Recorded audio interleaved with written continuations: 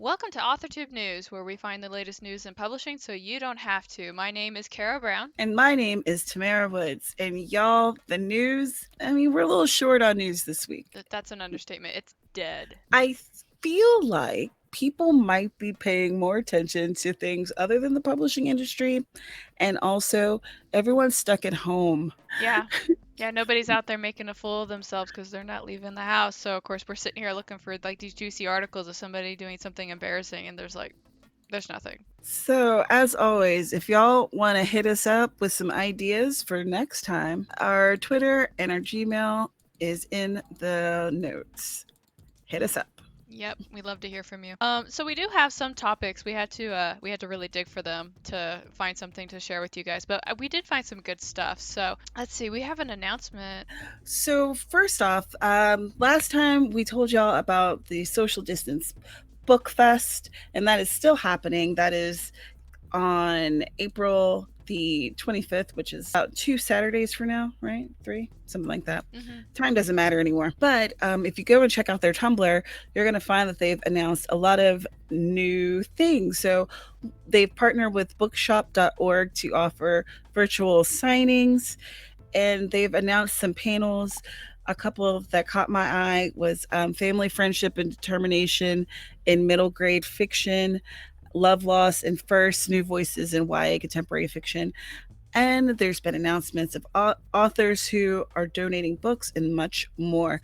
So down in the liners, we will have their Tumblr and their other social media accounts so you can find out more information. So the other thing that we have that's coming up, and we're kind of mentioning it in advance because every time that we're about to mention it, it doesn't fall on a week that we typically broadcast on. So I wanted to give you guys some advance notice that hashtag PITMAD is still on for June 4th from 8 to 8 EST. So that's still happening. And for those of you who aren't aware, PITMAD is basically like a pitch party that happens on Twitter where you get to use all 280 characters to make a pitch for your book and hope that agents and editors will make requests to want to see it. So it's a very mad dash. It really is a mad dash. I've never participated, but I've definitely been one of the people who've retweeted and all that stuff, and it's an intense day. And I'll tell you what, some people who do these, they do such a great job of selling these. It's kind of wild how much people can say in just, one tweet. It's pretty impressive. And I think that it's a good exercise just to try, even if you don't feel like, you're going to win or whatever, but just have using that small amount of space to try to sell your book. I think that it's a good exercise. Yeah, and for those of you who aren't aware, the way that it works is that you can comment and you can retweet, but don't favorite it, because anybody who favorites it is supposed to be an agent or somebody else who's interested in the manuscript, and that's how people know who to contact. So I'm definitely have this on my calendar because I will be eyeballing stuff when that day comes. Because the other announcement, which is kind of self-centered, is that my job place, Otherworlds Inc, is opening up for book submissions on the 15th. So if you have a manuscript and you've polished it and you've made it the best that you can, we are opening up for that. So I'll leave that link down below too. Hey, no problem with that. No problem with a little self-promotion. I'm just trying to make some author dreams come true over here. Excuse me. Something got caught in my throat. Your hubris. All right. So I love how you keep me humble. Thank you. No problem. That's what I'm here for. Friendship. All right. So one thing that I thought I would mention, since we haven't talked about the Romance Writers of America in a while, they issued an apology. What? And it was yeah, the words "we're sorry, we apologize" came from them to the public. Let me read you this clip here. I'm in disbelief. Okay. I mean, I think is a good apology. I don't know if it makes it up to people who are members or if they care anymore. I'm sure there's a lot of people who are just done with this situation. But the board of directors of the Romance Writers of America would like to offer our sincerest apology to you, our members. We understand that the past few months have been deeply painful and upsetting, particularly for our members from marginalized communities. RWA has broken your trust, and the impact of that was devastating. We are so sorry for this. We will do our best to heal these wounds and regain that trust. And included in that apology letter, they said that on April 1st of this year, the new RWA board of directors voted unanimously to expunge both of the ethics complaints against Courtney Milan. They're suing proceedings from the record, basically everything. And they also issued her a heartfelt apology. That just took 4 months. 4 months. I literally went and counted it while you were reading. Like 4, 1, 2. Well, it took essentially like a whole new board. Yeah, they had to call all the old people or all the old staff out and put in new individuals, and like I really wish it didn't have to happen that way, but that's just my personal preference. That's just how that's how it had to be, I guess. So what do y'all think? Do you think that this apology is enough? Are you interested in being involved with RWM, or are you done with them? Let us know. All right, so I want to actually talk about something that's kind of author related, kind of not author related, could be, could not, really depends on how you want to use it. But for those of you who don't know, I'm very easy to find on Discord, which is one of the multiple gaming chat softwares that are out there, and it's I've talked about it before. It's a very versatile application that can be used when you're trying to communicate. And if you've used Windows Teams at all, or Microsoft Teams, apologies, it works a lot like that. And I was actually talking to Tamara on it, and then I was like, there be this banner on the top of my app. What is that? And Discord actually went and completely changed their interface to make it more friendly towards book groups, towards education, towards like a whole bunch of stuff. Like, you can, before, if you wanted to do some kind of streaming thing, or if you wanted to share what it was that you're looking at, you can only do that like in a DM. But they've made it so now you can do it like in the channel itself. And I was like, what? And they made a whole bunch of other changes that I thought are really good. So if you're an individual who is in a book club, or you are in some kind of group and you're having a hard time meeting up and you still want to have that face-to-face time and you're giving Zoom the eye right now, you can actually go ahead and use Discord for that, and give it a whirl and see how you like it. I need to look more into this because this would definitely help my fiance with teaching. They're using Discord for his calculus class. So this would be cool for him. And I would like to use it myself for like the AuthorTube group. You and I use it actually for our AuthorTube news. It's where we keep all of our articles and stuff at. Like, it's a really awesome thing to use. Yeah, it's very versatile, and it's, I don't know, it's just, it's nice to be able to, like, for us, we were constantly sending each other emails and messages to try to keep track of stuff. And Carol was like, this is ridiculous. And then she created her Discord, and it's like, oh, cool. Now when we talk about a news article, if we ever find any more again, then we have a place to like store the link essentially, and we can come back to it later. Yeah, hashtag not sponsored. But yeah, so I thought that was really cool to see that Discord saw that there was a need and they just went and made it. They went and did all the changes and everything. And I'm like, way to serve your client base, man. Like, that's so fucking cool. Yeah, and it's nice to see people who are actually trying to help their clients. They get it. Another story, speaking of support and helping people, Bloomsbury is offering support to indie bookshops. The publishing firm said it would offer cash and refer customers to Bloomsbury while the independent stores are not operating. And they'll be customers will be directed to the Bloomsbury site with a unique promotional code, and the publisher will credit 15% of the purchase price back to the independent realtor. So I don't know how the indie bookshops have gotten involved, and there wasn't really a lot of information about that I could find, but at least it's a way to help some indie bookshops. So I have two articles, and I think I can probably ping pong them off of each other. Um, so one has to do with publishers' response to what's going on outside, and we can't say the keyword because algorithm demons are hunting for this word, so we're not going to say it, and I hope you understand. Um, I think was it our friend says it's the beverage bug. Yeah. Yeah,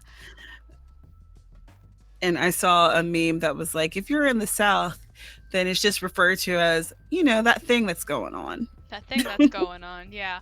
So anyway, because of that thing that's going on, there's been a bunch of interesting things that have kind of come up from it. And one of the things that I think is really good is that there are a lot of publishers who are kind of stepping up and doing things and kind of providing for people in general while they are, under a kind of like house arrest. And I'm only going to list off a couple of them, but down in the comment section down below, I'm going to have a link to the source that I'm referring to, and that's going to have everything that they're doing and who's doing it and everything else. But a couple examples is like Cambridge is offering free online access to their higher education textbooks, which if you are in college, you know that those are buco expensive to get your hands on, even on a rental part.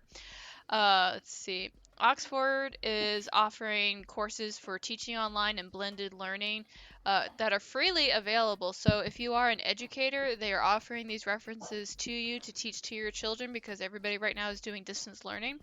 McGaw Hill is doing remote learning support for K through 12 schools, educators, and parents.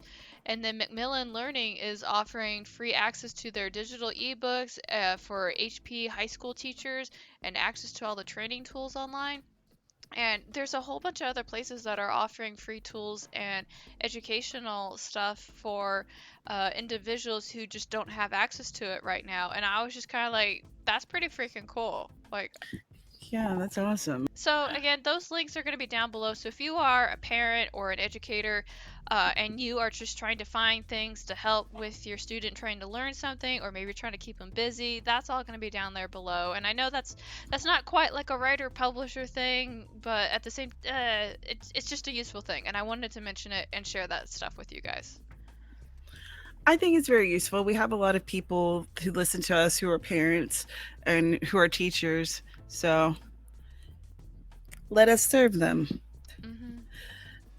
All right, so let's talk about some more indie bookstore business. So, have you heard of hashtag Save Indie Bookstores? I heard about it, but I didn't look into it because you said you were going to, and I knew you're going to do a bang up job researching that, so I walked off. Bang up job. Well, I read a thing. So, um, hashtag Save Indie Bookstores is a campaign partnership between James Pattison, actress Reese Witherspoon's book club, the American Booksellers Association, and the Book Industry Charitable Foundation.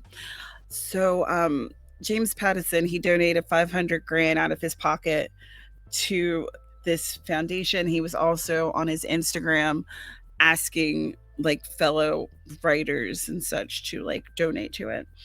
The group is asking for donations to go toward grants for independent bookstores to stay in business because right now they're not considered is essential businesses, and as you guys I'm sure are aware, they're closed. So, and what I thought was interesting was as I was like reading through and looking at how bookstores could be potentially supported, um, I ran across this video from Ariel Bissett, who is a booktuber, and it is talking about how what's going on right now is hurting the book industry. So I thought that this was good because it offers ways that people who may not necessarily be able to donate money to something like hashtag Save Indie Bookstores, but they can donate time and effort and support, like even with writing reviews, helping to support authors that you like. And she talked about how publishers and bookshops were being affected. So I think that's a really good video. I'll link it in the description. I didn't want to tell you everything that happens in it. I think that it's worth to watch. And then to piggyback off of that, here is how there's a grant that has been set up for writers and artists who are quote unquote facing dire financial emergencies because of what's going on right now. So if you look up artistrelief.org, it's a coalition that includes the Academy of American Poets and the Foundation for Contemporary Arts. And their funders include the Ford Foundation and the Andrew W. Mellon Foundation. On the website, they have a form that you could fill out, and they've also posted a survey in which creative workers can document the impact of what's going on them. So those are a few ways that our industry and people who are in the industry are trying to help us out. So I'm gonna take a U-turn on that and talking about people who are not helping the industry. So a little while ago, right after everything happened and we found ourselves indoors, there was a thing that was formed, and it was an archive, and they came out and called themselves the National Emergency Library. And it seemed to be all good intentions. This little organization was offering its books online for like 14-day trial period kind of thing, and everybody was going out and sharing this news about everything else, only for it to come out and be found out that this place is actually a piracy thing. This location that's offering these books does not have the copyrights or any of the distribute rights for these books, and this was brought up by several like very big name people. But we're talking about a couple of people such as Colson Whiteman, Neil Gaiman, Alexander Chee, and of course Chuck Wendig was the one that pointed it out on one of the news agency's websites, and they basically said, this is this is piracy. That was so bad. Yeah. So anyway, so it's kind of come under it's been spread by all these individuals that this is a piracy place, and the issue with this is I know some people are kind of like, I hate saying this, there are some individuals who want to get stuff and they want to find ways to get it for free, and I understand that these are hard times and everything, but when you bypass going through the copyright procedures and you take away the royalties of the author, you make it very difficult for authors to continue doing what they're doing, which is writing. And that's why it's a really big issue. I mean, the movie industry's been talking about this for a very long time because they've been pretty big victims of it, along with the music industry. And the thing that I feel like sometimes the public doesn't understand is that, authors aren't rich, and exposure doesn't necessarily lead to sales, especially when people are procuring the book for free. And it's not like they're getting it for free from the author or the publisher. They're going to a third party. So it could be detrimental to authors' bottom line, in my opinion. Yeah, there's just it kind of ruins the integrity of the entire system and just makes it harder for everybody to do what it is that they love, which is making books and making a living off of books and all that stuff. So it's like it's already hard enough as it is, and so this just adds another layer of competition. I got strong feels on this, guys, just saying. Oh, and you know what I saw the other day that blew my mind? Is that there are groups that are basically making like book scanner things, so that way you can open a book and scan it and it turns it into a PDF. And my first thought was like, it only takes one person to like pirate like an entire library. Wow, that's there's always another barrier of some sort. Mm-hmm. Yeah, so those are out there. But that was my last news article. How about you? That's the end, my friend. Man, that was short. But you know what's not short? Yeah, free 50 sound effects. Actually, I don't know if you saw the list. We have a lot of books to talk about this week. I was like, wow! I did not see the list. Oh, there's a list. What a delight. So Catherine Koff is the first person that I want to mention who's having a book coming out on the 14th, and I have been stalking this very nice lady online for a long time, and so her stuff is coming out, and she's got The title of it is Breaking Order. It is a MG dystopia fantasy. It is coming out on the 14th, and you will find it on Amazon, Arbuckle Publishing House's website, Barnes & Noble, and Books A Million. And the tagline is, "In a world where dreaming is banned, only the determined survive." It's so good. I love it. I'm so happy she's coming back out with this book. That is really cool. All right, so next I will talk about Stevie Ray Causey. And if you have attended our live streams where we do our write-ins, then you've probably met Stevie. Their book, The Weaver's Son, is a YA fantasy fairy tale retelling, which launches April 13th. It's going to be available on Amazon. And the tagline is Mother to the changeling child who will doom a kingdom or save it. Life was so much simpler when she was able to see ahead. That sounds so good. So there will be a link in the description for that. Yay! All right, so let's see. Our next person is going to be. We have like, hold on. We have 1, 2, 3, 4, 5. We got 5. This is so freaking exciting. So our next person is going to be H.B. Lynn, and their book is titled Wayward Magic Anthology, and it is fantasy and is coming out on the 10th, which is today that we're recording this. Yay! Launch day! Yay! Yay! The tagline is Wayward Magic, Magic Underground Book 2, reveals stories of missing people, rescue, and most of all, magic. And the comment that they left for us is that this is a multi-author anthology and part of a series of 3. Okay, that's super cool. That is cool. Yeah, that's awesome. So then there'll be an opportunity to read from a bunch of new people, or new to us people anyway. Yeah, I love anthologies. Okay. All right, so next up we have GM Nair, and their book is called The 100% Solution. It's a sci-fi mystery comedy that's going to be dropping April 15th on Amazon. And the tagline is Duckett and Dyer save the universe from themselves, but now they're up against spies, monsters, and Michael's horrible job. So there's no pre-orders yet, but the last book is available. And again, that link will be in the description. That's awesome. Okay, so our final person, wow, we had more than 2. I'm so excited, guys. I'm so excited.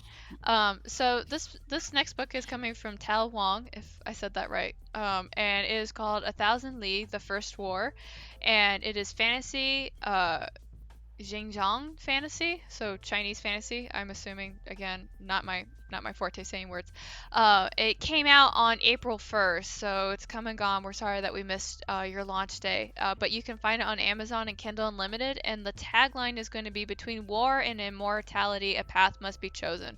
Okay, so I do like me some of this stuff, so I'm definitely going to go look it up. This is so very cool. And this is a hard time to be launching books, y'all. So, if you are interested or if you think a friend would be interested, share these books. All right. Well, yeah, that's like our shortest episode ever. Let's call it short but sweet. Short but sweet. I like your take on things. Very nice. Thank you. Optimism. How about it? Well, I hope that y'all enjoyed this. And again, if you have any topics that you run across and you'd like us to cover, let us know either on Twitter or via email. And all of our info is in the description. Hit us up. Yep, easy to contact us. We got all that fun stuff. So anyway, we hope you guys continue to stay safe. Make sure to wash your hands. Don't get too crazy. Lose yourself in some books. Write some books. Make the most of your time that you can. And, remember to drink water, take good naps, 6 feet, social distance, look at stupid memes. We love a good meme here. Indeed we do.